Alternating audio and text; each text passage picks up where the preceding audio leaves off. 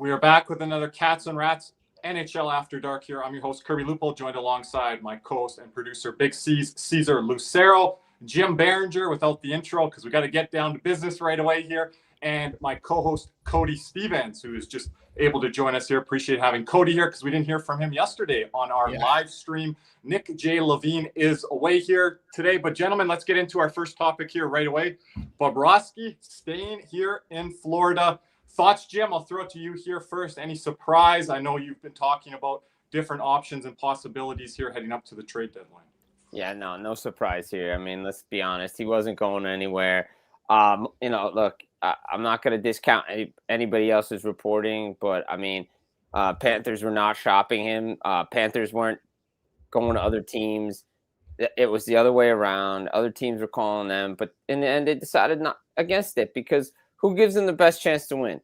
Sergei Bobrovsky. We talked about it last night on Spaces. We've talked about it here all the time on a Big C show, wherever. You know, we continue to say it. To where this core is signed, the players that they've signed, the long term. You know, we know that's where they need to be.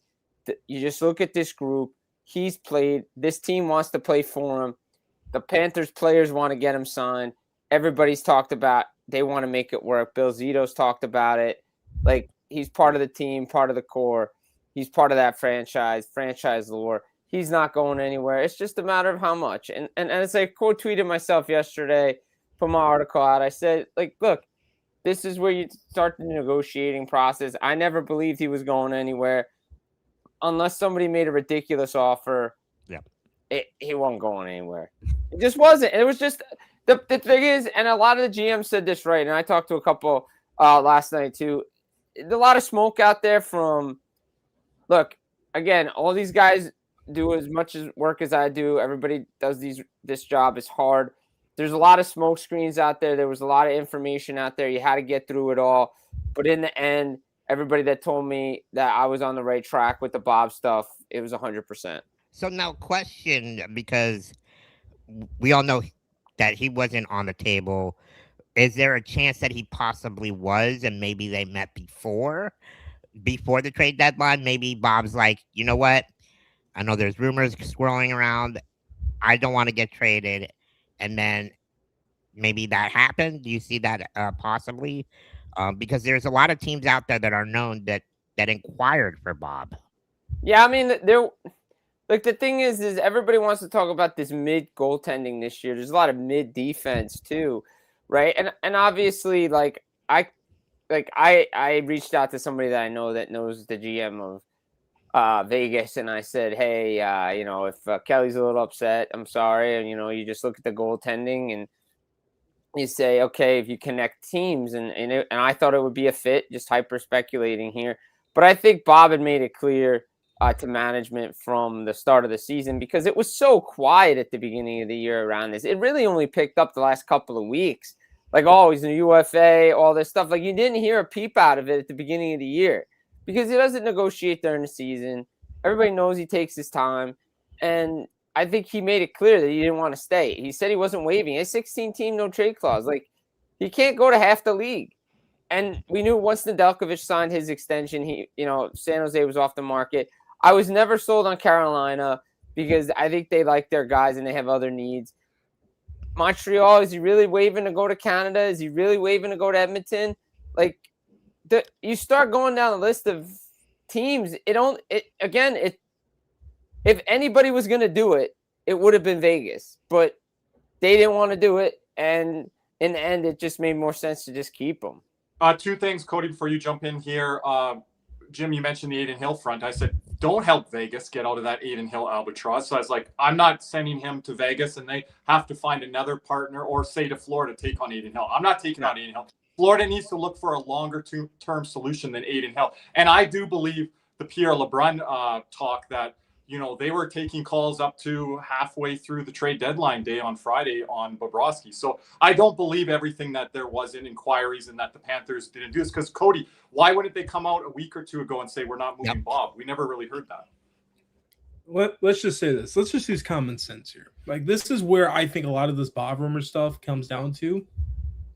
And if you know the players and the GM well enough, you understand what's happening there.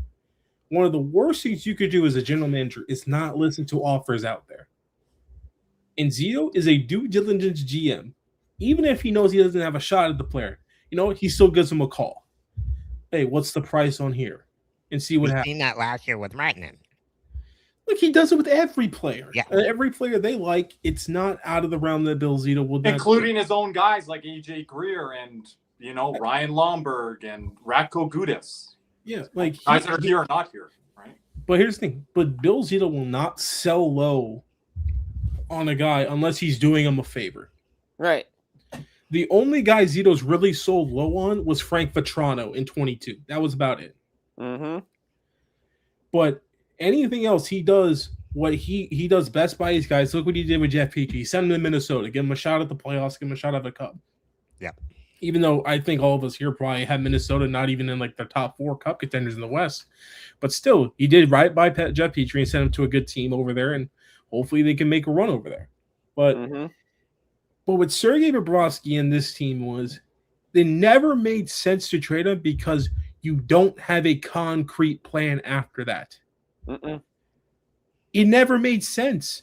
And a lot Lights of out the door. They don't got another guy ready. Kirill Gerasimiak's 2-3 years away, if that. So, and Tarasov ain't it. No. And so, again, where were you going to move Volstad? Were you going to go after Stolars? Were you going to go after Joe Wall? What was the actual plan? And again, I'm not saying these guys are wrong.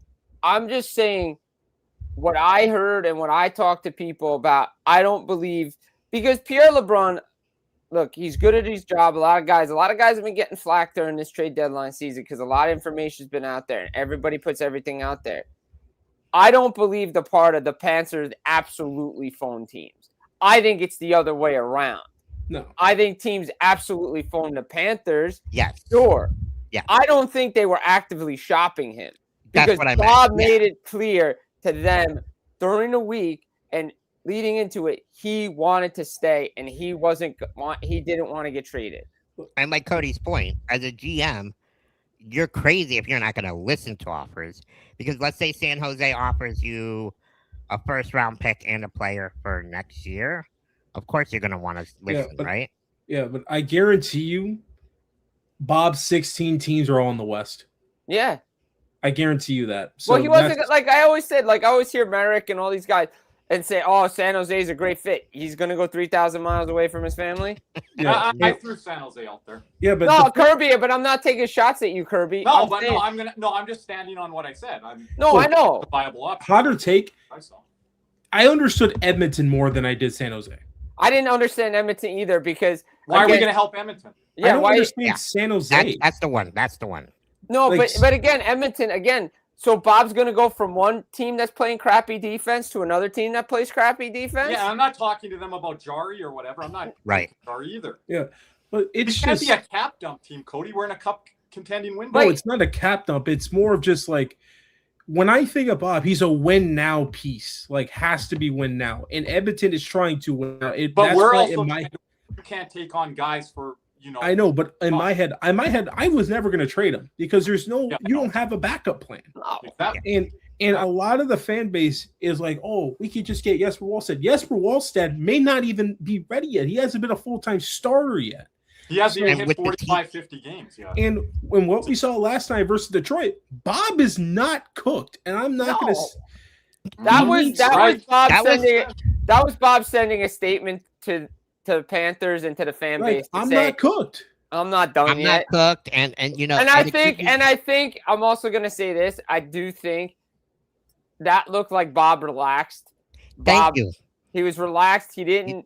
You took the words out of my mouth. Jim. Sorry, Big C's. No, go ahead. Are always in win now mode. But I was saying he looked relaxed. I think now that it was past the deadline, I think he knows where the negotiations are. I think he knows he's probably coming back. I think everything is okay, we're square up here. The boys, this is what I'm here for. This is my team. So and here's a great example of it. Matthew Tkachuk, Cody. He says after the game, after the win last night, he says, and I'll tell you firsthand as a teammate, there's no guy I'd rather play in front of. He's the reason why we have 2 Stanley Cup rings. He's going to have a statue one day. And this is a thing that Cody and I talk about in our post-game shows. People coming at me a lot with the Bob stuff over the last month or two, and I respect everyone's take, but I come back with what is out there for us. What do you see in Bob? Bob is not cooked. People are getting mad at me online that Bob should not be asking for $4, $5, $6 million. They're like, what do you expect him to take on this offer? And I love when Matthew Tkachuk comes out and says stuff, Cody, because remember the tweet I put out there during the 24 playoff run when he wasn't playing good in that Boston series, and Panther fans came at me. What did Matthew Tkachuk say in the Rangers series early on? I need to be better. I haven't played well. So when Matthew Tkachuk says stuff, I know the fan base listens, but I said it twice before with the Bobrovsky and that run during that year. The fact that people don't think he's worth $6 million when I'm seeing all these other goaltenders get $6 million, like I think he like a 2x6, 6.5, whatever the case may be. I'm fine with that. Look at what Jari's getting. Look at what Hill's getting. Look at what Stolar's getting as like a backup 1A, 1B. Look what Markstrom's getting. They're the same age, and Bob's resume is infinitely better the last 3 years. All of those guys combined, he's better than Cody. Resume. Like, yeah, so like if he says, 2x6, bang, let's go. Sign it, let's move. Like, right? Yeah. Like, we're talking short term here, Cody. We're not saying to pay him 8, 9, 10 million on a long term. He's not getting 8, 9, 10 million. I know. No, he's not. And here's the thing. I'm going to use the argument everyone else does when they say, "Oh, Sam Bennett deserves 8. Oh, AJ Greer deserves 3." The salary cap's going up, right? I know it's going up. You're right. No, people were always like on the Bennett side for that, but now that it comes to Bob, they're not on his side. Like, they want to squeeze Bob out. Yep. It's Caesar, I get it from the media standpoint because they would like, we don't want Bob in Florida. Let's get him out of there. Let's put him somewhere else. But guys, why are we helping that? What have I said about like the consistency of the fan base? This fan base, for some reason, always wants to consistently get 3 guys. For net. 3 of them. All the rest of them are untouchable. God forbid. But 3 guys have consistently been thrown under the bus and always said, like, oh, let's trade this guy. Barkov, Ekblad, Bob. Those are the 3.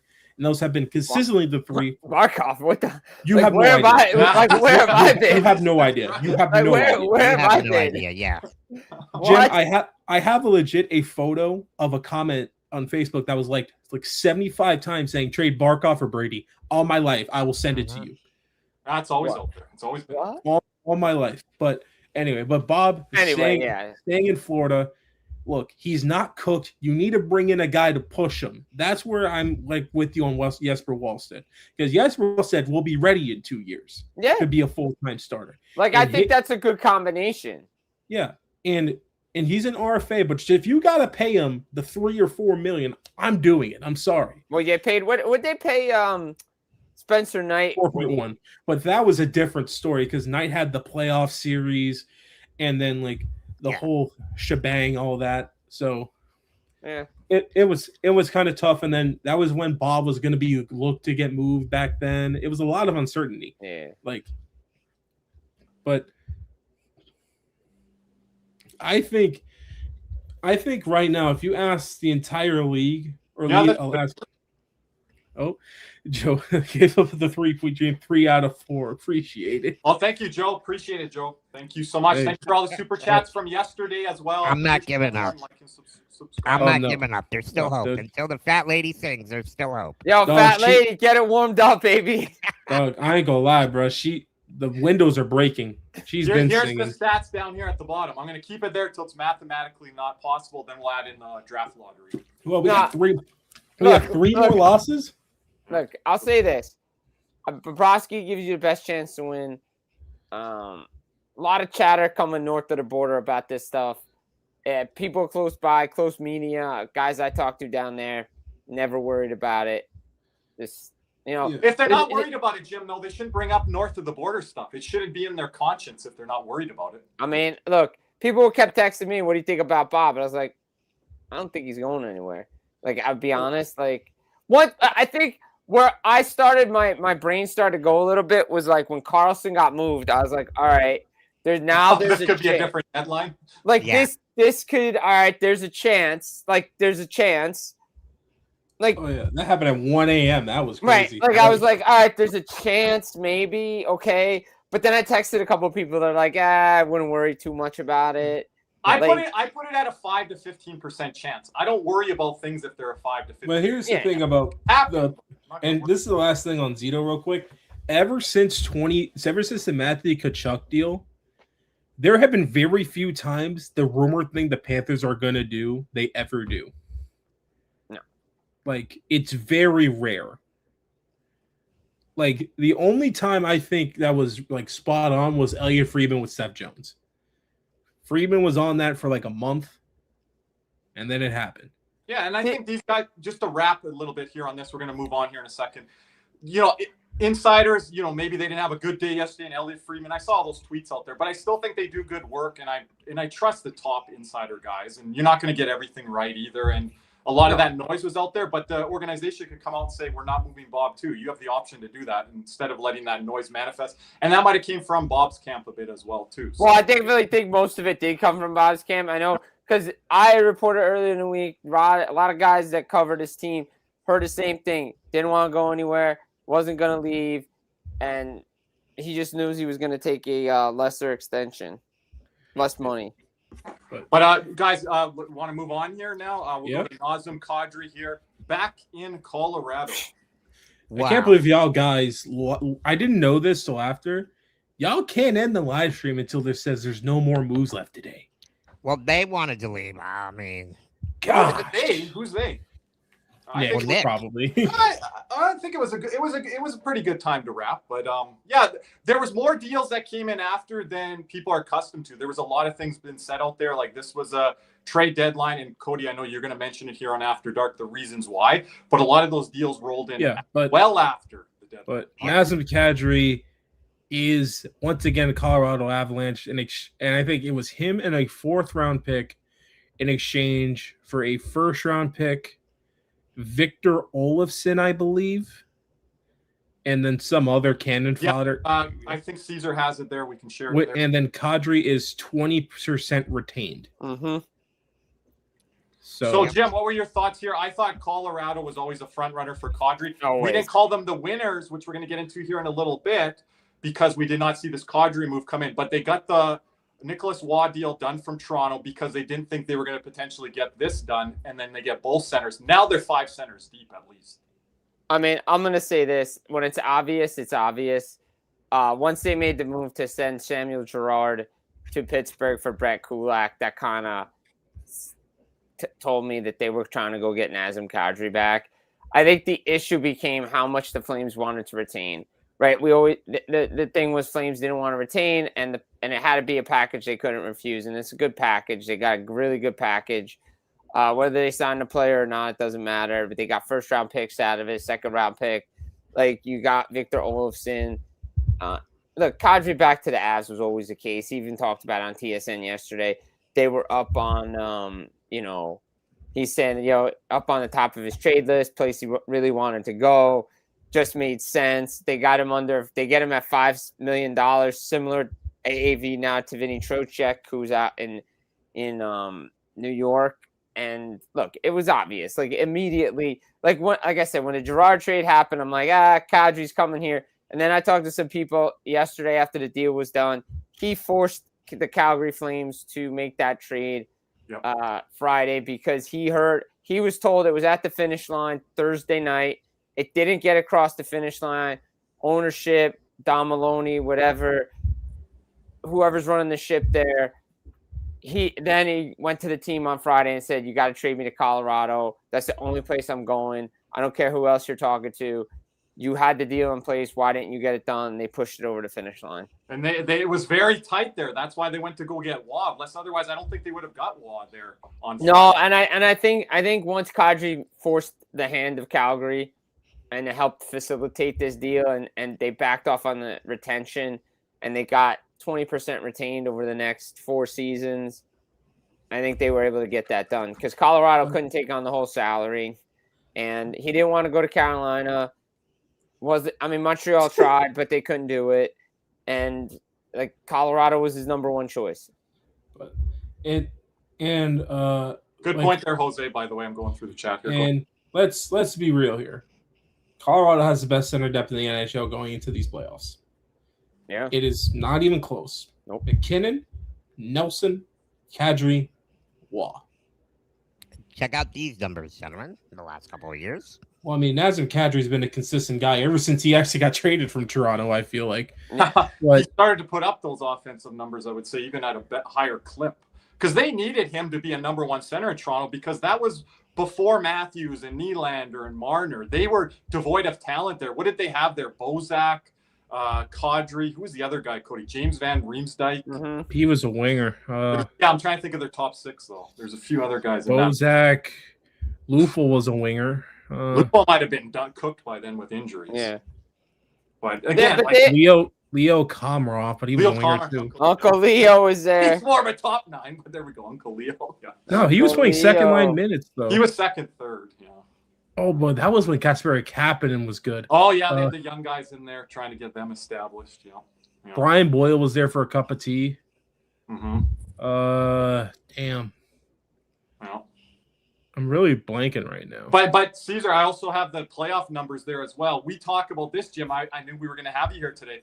But you remember Claude Lemieux and the Devils. Panther fans remember Sam Bennett and the Panthers here from last year, the Constantine. Look at Nazem Kadri's numbers in the playoffs. This guy has the right to be like, hey, if he puts it together this year in the playoffs, he could be talked about as one of the best all-time playoff performers in the last 10, 20 years here if he puts one together here this year. Exactly. I mean, he's a beast. That's why he wanted to go back there. And let's be honest, the Colorado Avalanche, when Nazem Kadri was there, was just a different team. They were just so hard to play against. McKinnon, Landeskog doing their thing. But Kadri, man, when those guys were out to injury in that year, he stepped up, played number 1 minutes. He could put him on the wing. You could put him at center. He's just a dog to play against. And in the playoffs, he's just such a difference maker. Yeah. And I always have to ask this question concerning the Colorado Avalanche. But how much scarier would they be if they still had Mikko Rantanen? Oh, God. Look at this lineup, guys. Projected lineups. I mean, that's McKinnon, Lehkonen, Natchez, Nelson, Landeskog, Nichushkin. That's ridiculous. Kadri, Colton. Now, Wall's playing 4C if they were smart. Yeah, and this does include Drury and some other guys. Where's Ross Colton at? Did he? Oh, no, he's on the wing. That's Colton. Where's Gavin Brindley? Brindley's not on there. Drury's not on there. So I think those guys could move up from a fourth line role where you have Waugh down there on the fourth. But they could play Waugh on the wing, Cody. Like, there's some guys there. Cody, wasn't Jack Drury a number 2C for Carolina during the 23 playoff run for the at some point? He's not even on this list. I think he may have been the 4C, actually. I thought he was higher up than that, Cody. We know the depth issue. Who would have been 2C then? Trocheck would have still been in there, no? Or was that the Rangers by then? 1 point he was at 2C, I believe.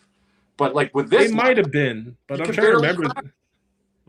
I'm trying to remember the centers from that team. And they've had Roethlisberger as well. Talk about a team in Carolina. We'll get into winners losers here in a bit. Yeah, but Colorado did what they have to do. Guys, what they did here with Kadri, they not only got like the best piece of the trade deadline, they avoided other teams grabbing him. Like that's the key. Like Minnesota tried to get Kadri. Like I said, Montreal tried to get Kadri. Maybe LA tried to get him. But I'll say it again.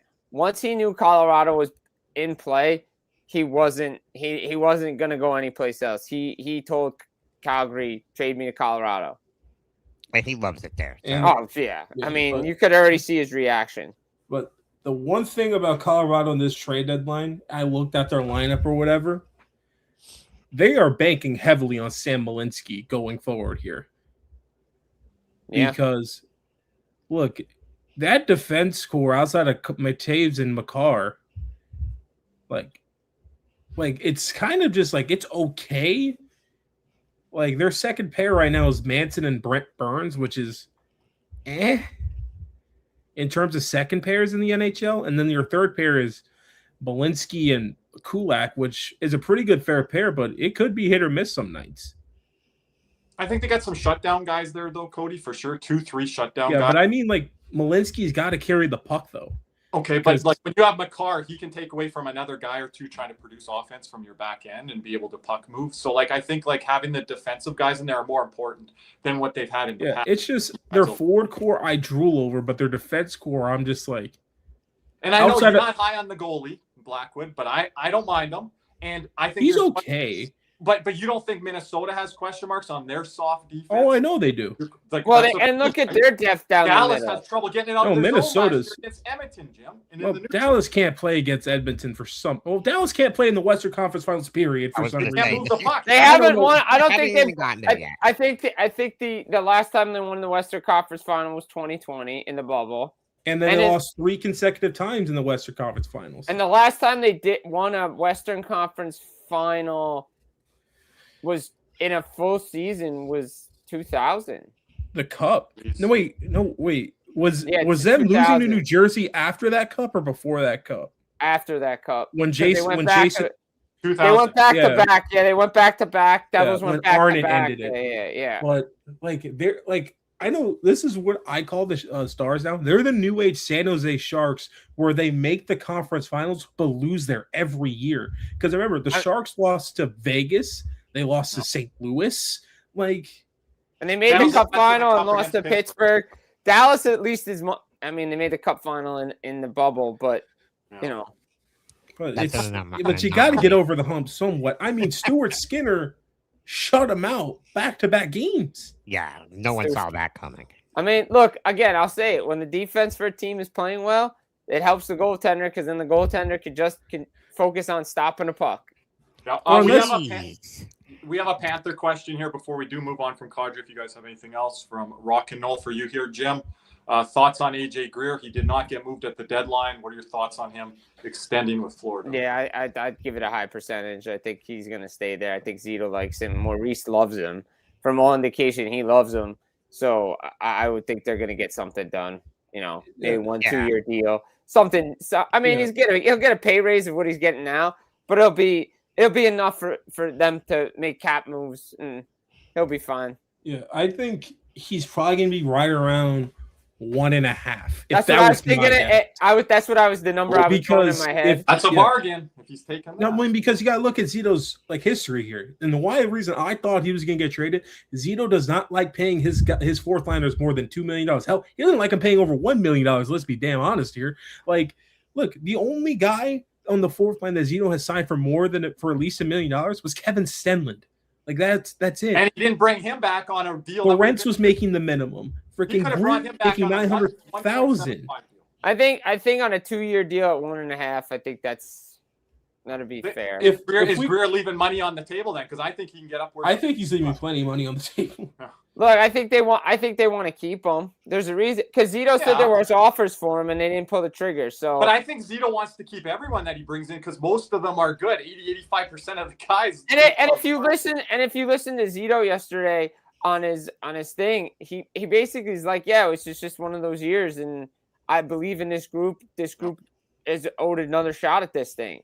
Yeah. Like that's the way I took it.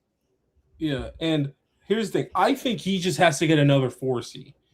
And I'm just going to plant my flag in the ground now before anyone calls his name out. He may get re-signed. I don't know, but he's a free agent as right now. I'm on team Scott Lawton. Let's go. Scott Lawton to the Panthers. I'm on that train now. I mean, that's not a bad 4C. And look, speaking of Greer.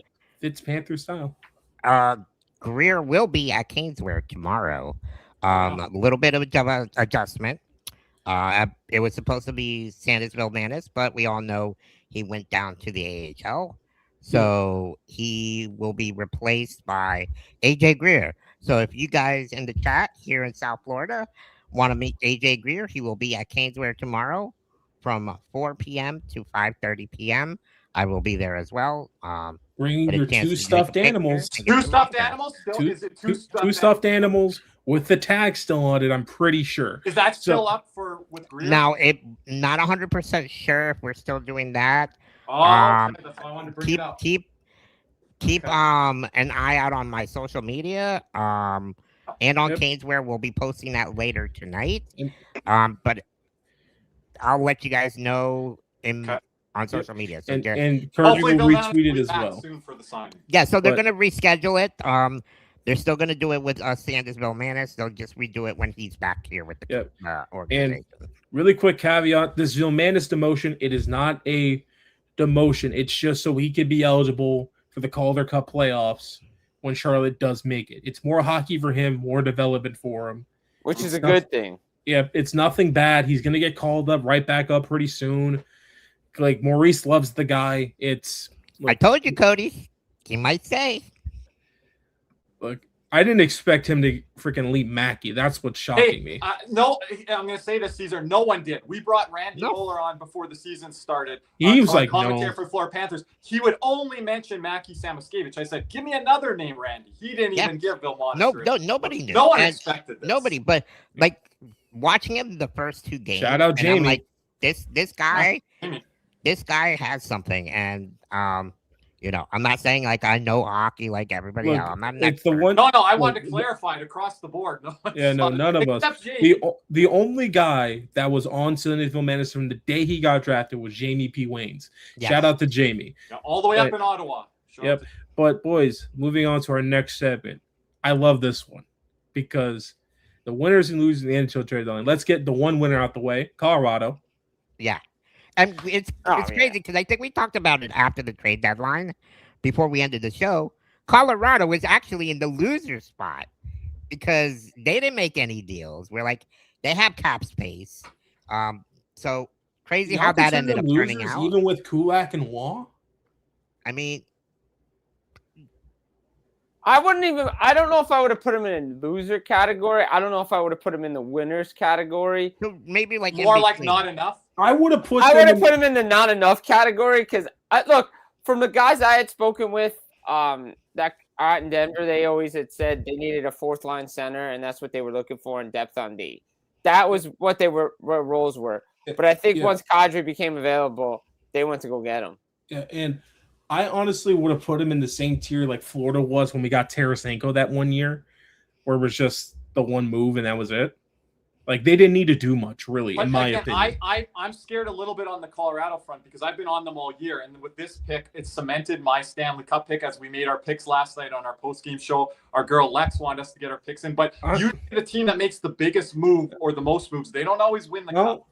I don't know. I thought about it. I'm really juggling between Colorado and Dallas. I really am. What, well, for Cup? You said For Colorado Cup. over Tampa. Real quick, guys. I know, but I really. Sorry. It is the 2 toys with the 2 tags. They have to have the tags for tomorrow. Okay. It is so. It confirmed, is. So, so it is the same thing. So it's bring your stuff and to it. But the other winner of the trade deadline, like I know. Like when I got one. I got one in my head. They're like What, it's out kind of east? tough. You guys What? go first. Out east? Yeah, Go ahead. it's the Buffalo Sabres. I knew one of you guys was going to say that. Go ahead. It's the Buffalo Sabres to me out east. The Buffalo Sabres adding Logan Stanley, Sam Carrick, Tanner Pearson, Luke Shen. They added size beef to go into the playoffs. They're looking to make the playoffs. They want to end the 14-year drought. And if they get a favorable matchup in the first round, they have a chance to go in the second round. they have a chance to win the East. They have a chance. I'm not saying they're going to win the East, but I like Luke Shen's because they don't have playoff experience. There's not enough of it in that room. Yes, you could talk about Olympics and all this stuff all you want and how you go through adversity and leadership and experience. And you're seeing it in New Jersey with Jack Hughes coming back now from the Olympics, more mature player, understand the adversity, understand what it takes to win and all that stuff. But to have a guy like Luke Shen in there, you have a guy like Tanner Pearson in there, you bring in Logan Stanley, big guys on the back end. We've seen it. It doesn't matter how great offensively you are. You have big guys on the back end that can move and play. You're going to be tough to play against. Jim, on the Buffalo front, 2 things. If they would have got Colton Parayko, I would have said embarrassment of riches, but they might have had to move a guy out. Number 2, I know they addressed the depth situation, like you mentioned with Stanley and Luke Shen. But also, if you look at their top 4, on paper at least, I know we haven't seen the playoffs. They got one of the best top 4 in the NHL. No, absolutely they do.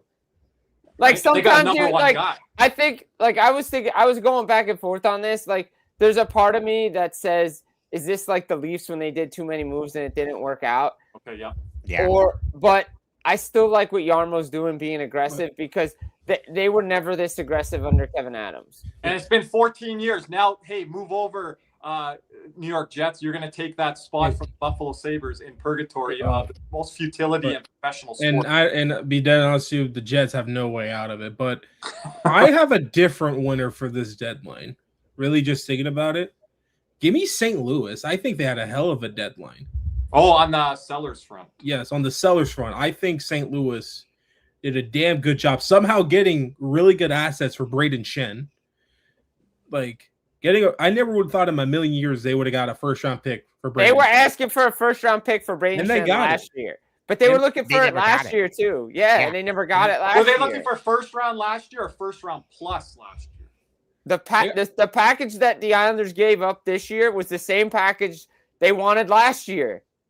Is it because a lot of more teams are more ready in the playoffs this year? There's a lot more teams that are hungrier. So I feel like there was more buyers this season than there was last year, even though there wasn't that many trades. Yeah, I mean, it was definitely more buyers out there, but again, you look at it, again, the asking price was so high even for Shen last year because the Devils checked in on him and Tom Fitzgerald didn't want to pay the price. To answer Caesar's question, just to jump in, I had the Detroit Red Wings broadcast last night against the Florida Panthers, and I heard the GM quotes from Steve Yzerman. He said, we're near the stage of being a buyer team right now to mortgage away stuff for the future. So I'm not going to say these teams are more hungry or more aggressive because Steve Yzerman right now didn't jump into the pool. A lot of these teams are the issue. But here, Cody, real quick. But Steve Yzerman had to do something because the Detroit Red Wings need to make the playoffs this year. Adding Justin Falk to solidify the right side. For some reason, they want to move Axel Sandy Pellikka down when they could have solidified the left side and had him play where he is instead of moving him down to the bottom because he's not that. But they had to bring in a player like Justin Falk, and they bring back David Perron. But the problem is he wasn't going to do more than that because he didn't want to mortgage away stuff. They were in on Robert Thomas, so I don't know about mortgage in the future. Oh, that's what he said. Could this be the GM bluffing too? I think the GM's bluffing a little bit, but I also know that the GM probably didn't want to hear from his captain again saying we didn't do anything. Yeah.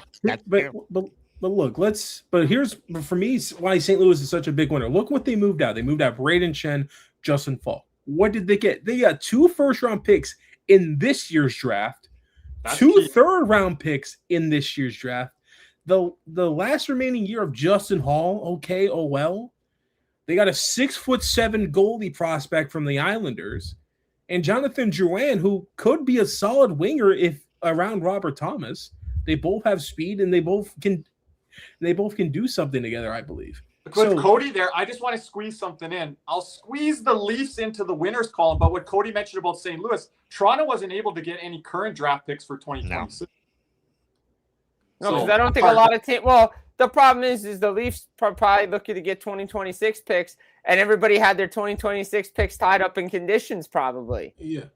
But that don't help the Leafs when they're, in a win now. What are they getting picks for the future for? They're trying to win now. Move them? I don't know. Louis was able to get picks this year, Cody said. But St. Louis getting those 2 first-round picks, so they have 3 first-round selections in a really deep draft, and this is going to be the perfect start for Alex Steen in his starting of the new St. Louis Blues era. Could be like the Islanders, Cody. And then with 2 third-round picks as well, which you can use to move up in any part of the draft. So, in my opinion, that's where I think St. Louis, from a seller's perspective, I think they're a winner.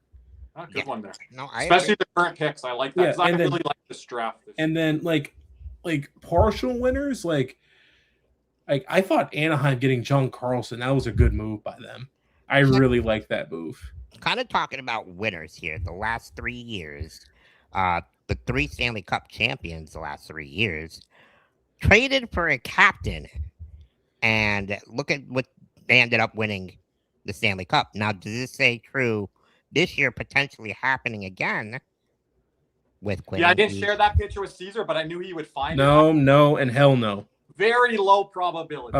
If you go, well, the problem is it can't happen because Minnesota's got to play Dallas and/or Colorado in the first round. That's a big part. And then the Islanders are just Islanders will go as far as Sorokin will take them. His path is extremely. But show the other photo, Aziz. Yeah. Show the other one. What do you want to say? Polar Bear in Texas right here, buddy. 2 of these guys were integral parts of their runs. Integral. A lot of people question the Opposo trade, too. I remember. I like the Opposo trade. I thought it was for a 7th. It was for nothing. I know. But everybody was like, "Oh, is he too old? What's he going to do on this team?" And Well, I mean, he didn't score, but he was there for the vibes, and I appreciate him. The vibes, yep, that's true.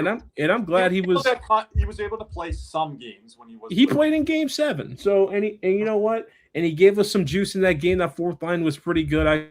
He played over Nick Cousins. He wasn't dressed that day. Yeah. So, and his last game in the NHL, he lifted the Stanley Cup over his head. Oh. So, but back on the winners and losers. Losers. Carolina. That's freaking Where's the FSU trash can? Where's that FSU trash can? It hasn't made an appearance in a bit, but. Oh no, Cody. I don't know if you heard the clip today, but a Carolina content creator said in the 23 playoff round, Carolina outplayed Florida by 85%. And you lost it 4 games. Yes. 85%. Yeah, okay, buddy. Okay. Like one of the games they had 0 high danger scoring chances, I believe. That was game 3 of that series. 85% of it, right? That was his number. Yep. You scored 3 goals in 3 games. He did say they played better in that series than last year, regardless of winning one game. We ran him though. That wasn't a series. Like that was a beating. I enjoyed that series though. I really. I enjoyed the hell. That's my favorite playoff series ever. We beat. I agree with Cody. We beat the piss out of them. Like it was great. Like just. Like it was a daddy's home type of beat. They said if not for Sergei Bobrovsky, that would have been a different series. Buddy, you want to know what the difference? You want to know what the difference in the series was, and it's going to be in the difference in every series you guys losing. You guys don't have the better players. Never. They said they're not doing enough for Aho. They think Aho is one of those. I mean, if the way Tulsky has been operating the last couple of years, if he thinks the market's too high and the prices are too high. That maybe the prices are too high because he usually goes after something at the deadline, and he didn't do it, and he just didn't want to make a trade to make a trade. But they needed a second. He's let Rantanen go. What did they do with the freaking picks they got for Rantanen? They haven't done anything with them, no? No. DeAndre Miller? Come on. Like, I think, but the thing is with Getzel, I think if he didn't focus on anything else, I think Getzel might have stayed. The Rantanen one, he was never staying, and Rantanen told him that when the day he got traded. So I don't ever understood why you made the trade in the first place. But again, that's revisionist history, and again, it comes down to the owner wanting to pay players down in Carolina. I will stick to that story till they put it on. They could put it on my grave when I pass away. But I think that look, I agree with that. I think Aho, man, he can have good games against bad teams when the good teams show up. No, but the Carolina fans and you know what they're derived from? The chart boys, the analytics. They'll show you the analytics numbers, Jim. Yeah, but here's the thing. Like real quick, I agree. I think Carolina's a loser or non-winner because, like, look, yes, the market prices were too high for a lot of these guys, but they needed a second line center and they didn't get one. And Nick Montreal to me is definitely a non-winner. That was my other one. I think they needed to do something. They needed to shore up their defense. They needed to go get a top 4 defenseman. They needed to add something to this team. Whether they believe in Kapanen, fine, but they needed some depth. They needed to add something to this team, and they didn't do it. And I feel like Montreal and San Jose are going out of the Steve Yzerman playbook. I don't we're not ready to be here yet, and this and that. And the fact that Steve Yzerman said that just shows to me that I don't think he has any confidence in the team. He doesn't have any confidence in the team, but the problem is it's a deeper issue in Detroit because Dylan Larkin called him out. He didn't like being called out by the captain of the team. The captain wanted moves done, but Yzerman's like, well, how come the players didn't do it like we saw in Montreal when Suzuki took over? What, you needed something in the arm. But the people in Detroit, the players do not want to fall into this Buffalo cycle of missing playoffs for 10 years. That's not a good look for an original 6 franchise. Yeah, and the thing is, in Montreal, and I'm going to wonder this about Ken Hughes, and I think they tried to make something happen, but it didn't materialize, obviously. Yeah, he said he was shooting for something big, and he just couldn't get across the line. But is he going to be afraid to move some of these prospects that he's drafted? Yes, I think. Look, I think that's a key to not getting over that hump is when you have all these prospects to not move them. Well, I think there's a lot of history here with Montreal not moving guys. Like, let's be honest. You saw what happened with Sergachev, McDonough. Kind of seeing it with Mayu. Yeah. Like, I think they're kind of a little bit afraid if they move this guy, They're going to be like they're going to be something. They're going to be great. The issue is I think the Robert Thomas deal, when you move a guy like Owen Beck or you move a guy there in Reinbacher and or Michael Hage to get a Thompson to solidify you down the middle. If Michael Hage is going to be Robert Thomas, you make the trade. I'm sorry, you do. Listen, and Kirby always says this question all the time. Do you want to win? Do you? You got to grow some balls in order to win. Yeah. And some teams might have passed on that opportunity this spring where Montreal is going to have a shot at definitely moving forward. They're going to have multiple cracks at this, but you got to be aggressive at some point. Before I go, gentlemen, I wanted to take a look at this. Here are the Stanley Cup playoffs as of today. That East is atrocious. As of post-trade deadline. Post-trade deadline. If Tampa doesn't make the Cup final, what a failure. Oh, 100%. What a failure. They've lost what, 4 or 5 in a row? They're just what the no doctor way in ordered. hell they lose. Like, no way. Yeah. Look, I think they got what the doctor ordered. Which is the Panthers not being in there. And again, I just want to besides that, and they're playing the Leafs right now. So Jim, just to jump in, this path here is how it would look for the first 2 rounds. So if you guys look at this on your screen, this is how it would look. You would play the winner of the bracket below you. I mean, I don't know if Colorado wants to play Seattle in the first round. Yeah. I don't think Vegas wants to play Seattle in the first round. I don't know if Vegas wants to play Utah in the first round. I was going to say, one matchup I'm looking at. Utah could be very sneaky good here. Utah could give Colorado a scare. I'm looking right at one matchup right here. Anaheim, Edmonton. That would be a fun matchup. That would be Quinn at Lip, least 6 games, maybe. That would be a fun matchup. That they play, you know, the Panthers kind of sort of system. I mean, but look at this. Both of these teams. No, Caesar. Both of these teams are running gun. Anaheim could beat Edmonton 6-5. And Anaheim's got look. They came back and beat Montreal the other night 6-5 in a shootout, and they were down 5-4. They still have to clean things up defensively. Yeah, but Anaheim has the better goalie. That way, Cody. Yeah, but the thing is, they don't defend. And here's the thing. And speaking of our trade deadline losers, that Boston would be the worst matchup for Carolina to start out. The worst. Yeah. Really? Because with Malkin being suspended for 5 games, how much trouble are they in too? I don't know. We'll see. I think they won tonight. Columbus could jump up on Pittsburgh here. Yeah. Like Columbus is just a point out of the playoffs right now. 2 or 3 points out of the playoffs. 2 or 3, I think. Yeah. Let's see.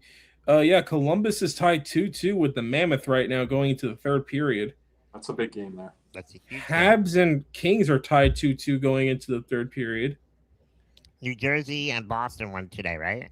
Yep. Yeah. Buffalo beat Nashville. I'm telling you guys, they could end up being in the number 1 in the East. That'd be hilarious, honestly. But either way, I just realized Panthers don't play for 3 days, so. Yep, we got to get some content in with our members only stream coming up, and as well, we're gonna be probably having a podcast episode coming up here soon. Yep, but anyway, I guess we have big C's. Jim, gentlemen, it's been a pleasure. Awesome. What a week! Thanks everybody in the chat for joining us on the trade deadline. Yep. Jim, thanks for always coming on my show as well, and for coming on here and giving us your awesome knowledge. Yep. Oh, always, guys! I love it. Next up, free agency. Yep. Yes. Yep. And Jim, you signing off here as well? Oh, no, I can stay for like another 10, 15 we'll minutes. continue on the winners. All right, bet. Yeah. All right, but as we say goodbye to our boy, Big C's. I hope to see everybody at Caneswear. Be there. Bring your 2 stuffed animals with the tags on. Let's hear a word from our sponsor, Caneswear. Panthers fever is here. Are you geared up? Caneswear in Davie is the place for all your Florida Panthers needs. They have the latest gear for our favorite NHL team. Jerseys, polos, t-shirts, hoodies, hats, and more. Caneswear has you covered. Stop by their store in Davie or at pantherswear.com. Again, that's pantherswear, WEAR.com for all your Panthers gear. And let's hear another word from other sponsor, Jeremy Beckham at Beck Sells FLA. Champions don't settle, and neither should you. Let me introduce Jeremy Beckham at Beck Sells FLA. Bring a competitive edge to South Florida luxury real estate. If you want a home that performs in all three zones, location, lifestyle, and long-term value, Jeremy is your power play. The clock is ticking. Let's go for the cup. Reach out now at BeckSellsFLA.com. And hey, Panthers fans, hey, Gold members, we are giving away this Brad Marchand autograph photo courtesy of Andrew Hoffman and the Boca Card Show, which will once again take place this upcoming August. All active gold and silver members are automatically entered, and we will be announcing the winner in the next upcoming weeks. Good luck, and let's go, Cats. Thank you there, Cody. Just another housekeeping item here. Make sure you guys are subscribed to our channel, like this video. Appreciate all the views yesterday on our NHL trade deadline stream. I think it's around 1.5K views. Appreciate all you guys being by for that. Make sure to comment on this video. We'll get back to you on those comments. Purchase a super chat donation at any time. Shout out to Dokes and everyone that has been dropping those super chat donations. You can buy a membership, gold, silver, or bronze. You can upgrade your membership, as Cody just indicated there, for the current contest. Gift a membership to a community member and access to many other great perks. But continuing on the winners and losers of this NHL trade deadline, and Kirby put Toronto in like a close winner category. Squeeze them, maybe a B-. Okay, but I gotta ask you guys, what are your thoughts, y'all's two thoughts, on Washington moving on from two very long-time pieces in Nick Dowd and John Carlson? It tells me that they're preparing for the future, which is that maybe Alex Ovechkin isn't coming back at the end of the season. And I think that's what the case is. I think, maybe Ovi's, and he even said yesterday and on Friday that he said that, I'm going to have to ponder my future after this because Tom Wilson and Alexander Ovechkin were really upset. I think that really shook the room. And, to move on a guy from Carlson and they didn't know about it, I think that's tough.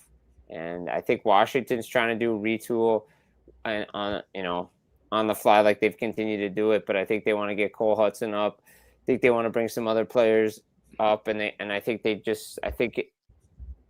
can always bring Carlson back, but to me, it just signals that maybe this is Ovi's last year. We don't know. He's gonna make a decision at the end of the year, but it just feels like maybe they're moving on from that version of the Washington Capitals. I don't want to jump off topic here, but Elliot Freeman's on Saturday headlines right now talking about Montreal Canadiens that we just talked about before the ad break, making no deals.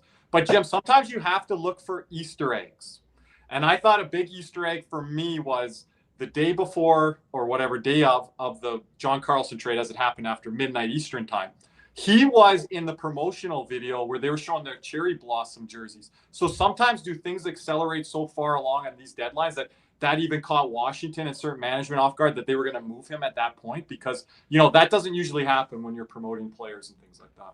Like, I think the big thing was I talked to somebody near Washington after it happened, and then they said that even though the word was that they shelved talks to revisit at the end of the season, there was a thought that Carlson was staying through the deadline, and no one thought he was going to get traded. But when Pat Verbeek came to them with the offer, first and the third, they have to jump on it. The issue is John Carlson was sleeping, and when they made the trade, and they couldn't get a hold of him, and he found out in the morning. Like, that's a shock to your system. Like, if you knew you were going to, was surprised, like you said. Yeah, like if you knew you were going to make that deal, you're probably up. But the issue is management knew that the Nick Dowd thing got out early, and Dowd didn't know about it yet, so they tried to do it the reverse way, and it just failed on them. And again, does it break the relationship? We'll see. I don't know. But yeah, they wanted to get a contract extension done, but they just couldn't get to a number yet. And they thought, hey, we'll just shelve it. to the end of the season. Pat Verbeek took a chance, and it was kind of an offer they couldn't resist. You get a first and a third for John Carlson. Yeah. You have to take it. You're taking it. Just out of the corner of my eye here, Cody headlines, what's Austin Matthews' future, as they are pondering that right now. I heard some of it when you were doing your ad break, and it's just like they're going to talk to him after the end of the season and find out what's going on. And yeah, because like what they're indicating a mini rebuild. Well, you've got core guys there you're trying to win. Here's the thing, and I really think I don't think Austin Matthews is going to sign an extension no matter where he is. I think he wants to choose where he wants to go.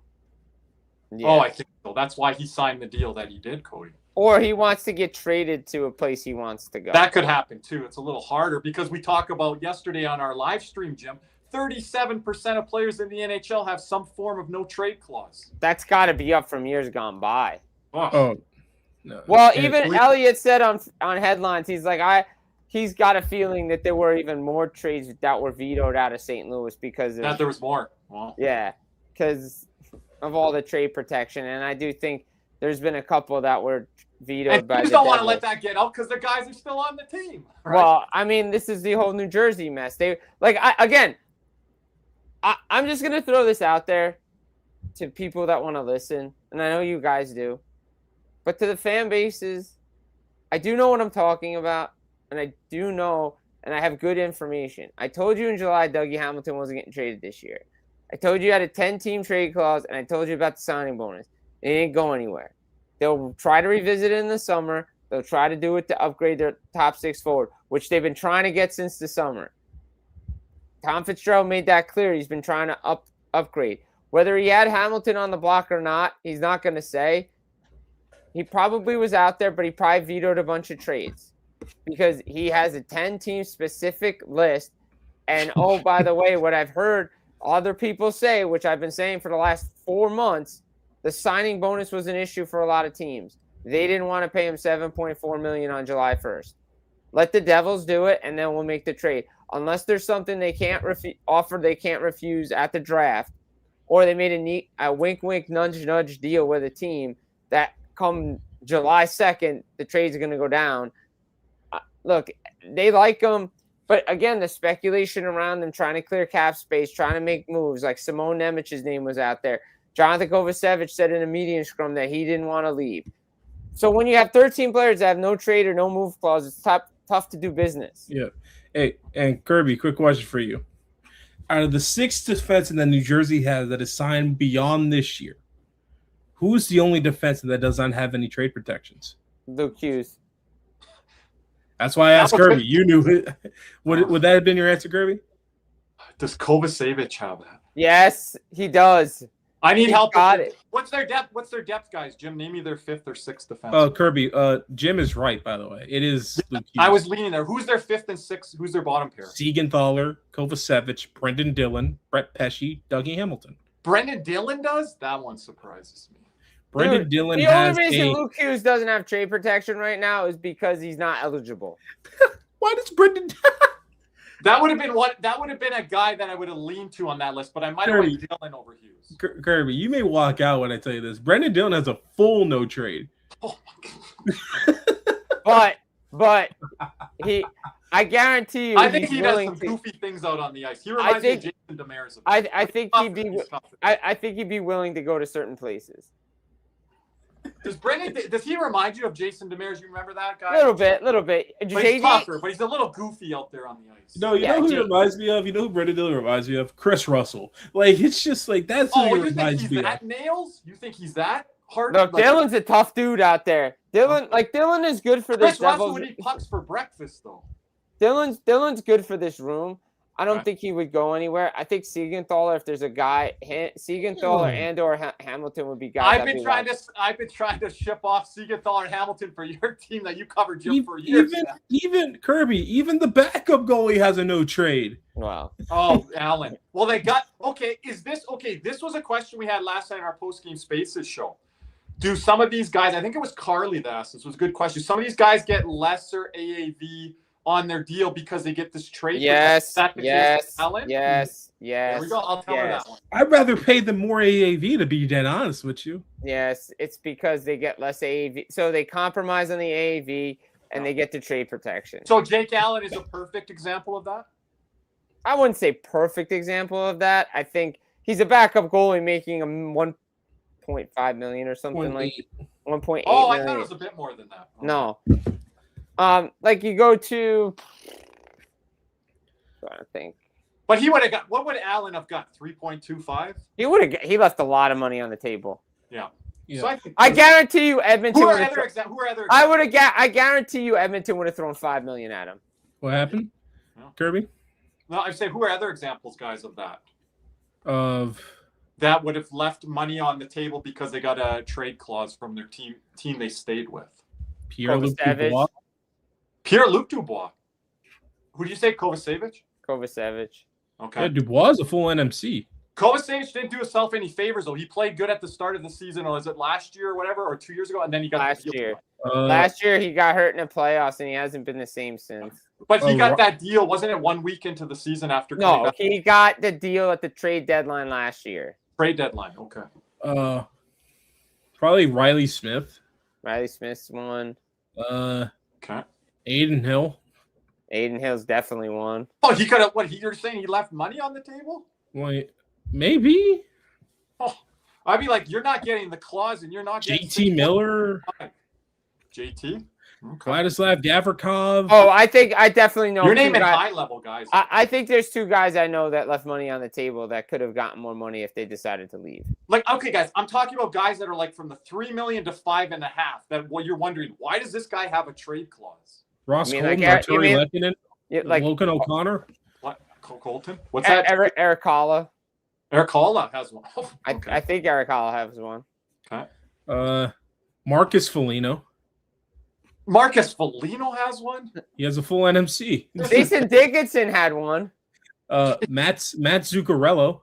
Oh, just give a fourth line, third line specialist these no trade. Oh, clauses. Kyle Palmieri. Well, Palmieri's not. Okay, can we get off Dale Talon a little bit? Anthony Probably Duclair. Dude, that one is that's a Lou Lamoriello special right there. Dave Bolin was called out for getting paid plus a trade clause, I believe. Freddie Gaudreau. Jordan Eberle. Jordan Eberle. I get the Jordan Eberle one because he doesn't want to leave because- Seattle. He doesn't want to leave Seattle. So But Freddie Gaudreau, okay. Let's see here. Patrick Kane. that makes He sense. took that to go to Detroit. Yeah, he took that to go to Detroit. Yeah. And speaking of Detroit, real quick, I gotta go back to this for a minute. Andrew Mangiapane. That one. That's a problem, right? That's a problem. I gotta say this in Detroit. Look, I know I get rag on Steve Yzerman and the Detroit Red Wings a lot, but this is a crucial year for this team. They need to make the playoffs. They needed to do something. I think people were expecting the Detroit Red Wings to do something. I know the way Steve Yzerman is talking, it's like, I don't think my team's ready to compete, but they were ready to compete last year. They've been in the playoff mix. Like, you had to do something to show the room at least you did something, because they were expecting you to do something. And if you didn't do something again, like, people are going to start questioning you as a manager in there. And again, I say it again, Dylan Larkin called them out. Everybody can say whatever about it. These legend players, whether they like it or not, most of them don't like to be called out. He's like, I'm Steve Yzerman. Everybody's got to respect me for what I did for this organization. You did it as a player. Like, I understand there's going to be. Detroit took a big step this year. They took a big step last year. They should have been in the playoffs last year. It was the year before. It was the year before last year. But they had a chance to be in the playoffs last year, and they didn't do anything. No, they didn't. And, but this year, and Yzerman says, well, we're still going through this rebuild and all this stuff, and there's going to be a lot of pain. Yeah, the pain came. You got Raymond. You got Sider. You got Axel Sandy Pellica. You have depth in your system now. You have all these prospects and picks. Philip Zadina. Oh, wait. But you have players that you could have moved to get. Yeah. When's Sebastian Costa coming or whatever? You have Kosa. You have Trey Augustine. You have all these guys. Like, I understand you made the summer move for Gibson, and it looks really good. But they needed to do something. They did it. You have assets to trade, like you're saying. Yeah, like I said. And if Yzerman doesn't believe in it, do you go get a better aggressive GM? This would be tough. How they're I feel they're Yeah. starting to turn the corner. Look, this is the same issue that was arriving in Tampa before Julian Breezewell got there. You know? Yeah, but by the way, I found another random guy that had an NMC, and it's low-key kind of funny. Tanner Jeannot. Oh, he's been paid. Yes. Over and over. Jim, go ahead and say it. Just say it. Does Delorier have one as well? I think Nick Delorier. I don't think Nick Delorier had No one. way he has fits one. into this group here. No, he doesn't. William Carrier has a full NMC? Yeah, well, William Carey's the Stanley Cup champion, so. The worst guy on the fourth line, but yeah. Taylor Hall has a full NMC? Taylor Hall, yeah. I mean, The only dude on Carolina that doesn't have any trade protections right now that's worth the Seth damn Jarvis. is Seth Jarvis. Yep. But a guy like Taylor Hall, I call him a bit of a silver spoon player, he's always going to ask for one throughout his career because he's like, I'm a first overall pick. I've always had this. Like, this is what I want. But some of He these didn't have one guys in New are really- Jersey. He didn't have one? No. Oh, He okay. got traded from Edmonton to New Jersey for Adam Larson and then got traded to Arizona. I mean, yeah, but Town was always rumored for Taylor Hall. That was always one guy that the Panthers were always rumored around, but he never picked us. I did not want him for the room alone. Because I remember. I think Boston's been his only really fit that I think he's like. I know what he did in New Jersey that one year. GM in Florida would have taken that playoff spot. New Jersey wouldn't have had it, and Florida would have given Tampa a better run than New Jersey. Yeah, That frustrating. Freaking Keith Kincaid, man. That's my boy right there. Now he's just commenting on Instagram posts. Mr. Party Book guy. Yeah, that's So, my boy. Don't say anything bad his about guy. him. You partied with him, Jim. Dude, me and him we were in the gym a lot together, In the training. gym. Oh, not in the bar, in the gym. No, in the gym. No. Only There's training. a girl that used to training. be on Sports Grid that said she'd see him at the bar all the time. Yeah, Probably. but Tanner Jeannot has a full NMC, which is hilarious. That's great. Work hard, party hard, Jim. Hey, that's it. Work hard, Like- play hard, baby. One Tampa has an NMC. Oh, Yanni Gore does, but like, that's look, different. I'll say this about the no trade, no movement clauses. I think it definitely played a role in the trade deadline. But again, there's nothing in the CBA that says a team has Okay. to give a player that. However, it is difficult to sign players and come to them if you don't give them certainty about their future there. Like, I think Winnipeg only has, like, their top 6 players on Winnipeg only has no move or no trade clauses. Yeah. But here's the thing, and this will be the last thing before we wrap up. I don't like that had something to do with it, but I commented on the trade deadline stream yesterday. Why I also feel kind of it wasn't the playoff salary cap. It was kind of there, but it needed to have because the LTIR thing. The rule that really screwed over teams this deadline, I feel, the double retention rule. I really do. Like, I think that's again. I'll have a piece coming out tomorrow, or it's already out today on NHLRumors.com. I wrote in there. I said, well, these are, to be fair to everybody, these are the same GMs that cried about it. Oh, well, how they're circumventing the cap with the LTIR, the double retention. How are they getting all these guys? And now they're complaining about it. So which is it? Do you want it or you don't want it? Here's the other thing. I don't think the double retention was circumventing the cap. You're giving up assets for the player, for a team to take up but that player's salary. it was the fact of the matter that, like, it was just like every deal. Like, it was always the same teams doing it and figuring out a way. But again, I always said this was my issue with this is my rebuttal to Zito, to McCrimmon, to Breezewell, to all the aggressive GMs out there that would always add players at the deadline. How come your staff isn't reading the CBA and figuring out ways to get around the CBA and knowing it? These guys did it better than you. Why are they getting punished? Like, it's just like the double retention rule never made sense to me. Like, and now you're seeing these, like, and here's the thing, and this deadline kind of exposed a couple of these GMs, these, you know what I'm gonna say, the ballless GMs that don't want to make a move to help their team win. Montreal didn't do it. Freaking Carolina doesn't want to do it. Detroit doesn't want to do it. Like, there are guys out there. You got to throw in a team that you haven't thrown in there. I know they acquired Quinn Hughes, but what did Minnesota do? McCarron, Bobby Brink, Foligno. Minnesota did a hell of a lot more than those other teams did. Okay. And Dallas got Tyler Myers and Dallas did a little there. Dallas could have Like, done. hell, Utah did more than those teams. They got Mackenzie Weegar. That's a hell of a move. And I like that I'm gonna move. say Utah was sniffing around on Robert Thomas too. Yeah, and then The they last- So was pivoted. Seattle. So was Seattle. Seattle was Yeah. sniffing on him, Cody too. gets on Seattle. They need one more piece, but getting Bobby More McMahon, like we talked 13 about of them, that. but Pretty like good there, Cody. but That it's team just, can skate. That's one of the best skating teams going into the playoffs. and it's just And like I'll another, die on that hill. and you have like another team where like Edmonton, where it's like their GM likes to make deals, but he's aggressively stupid. So it's just like Yeah, well, Well, Stan he Bowman's makes- ruined. Stan Bowman ruined the Edmonton Oilers. That's just another mess. well, he ruined. But the thing is, it's just like Well, I mean, they got rid of all this depth that they had that went to Game 7 of the 2024 Yeah. Stanley Cup Final, and they're a shell of the team now. That was that team? yeah, and they re-signed all those guys that played so good in that series, and they sucked the next year. Like the guys that killed us in that series was Janmark, Henrique, Connor Brown. They stunk the next year. Edmonton has tried to get guys, going into the season this year, Mangiapane again, but it hasn't panned out for those years that they have tried to acquire those guys. Yeah. The Arvidssons and there's another name out there. And Oh, Jeff here's the other, Skinner. yeah. Skinner. And here's the other thing: they were not Zach Hyman away from winning that series either. They weren't, Not last year. not even close. Because Corey Perry did the thing Zach Hyman. Evander Kane was hurt, and Corey Yeah, Perry hurt, wasn't no 100%. show. Like Yeah. a lot of guys were no shows in that series. And not just the no-show, net negative by taking penalties and different things like that, where Yeah, Corey and- Perry's losing his mind. Guys, stop putting your stick up. Stop taking high sticking penalties. Keep your Are we sticks stupid or are we just playing dumb? up. Keep your stick on the fucking ice. I could see when Cody's going to snap to come to that as a defenseman. That would be Cody's. Yeah. Well, I mean, I didn't like to snap in front of everybody. I snapped behind closed doors. But when it gets to a point where you're like, Yeah. the sticks aren't on the ice, you talk Well, about being in positional spots. And well, I mean, yeah, your team does definitely need a kick in the ass every now and then. Yeah. just being an idiot. And it's not, and it hits different coming from a guy that doesn't yell versus a guy that always Yes. yells. Yeah.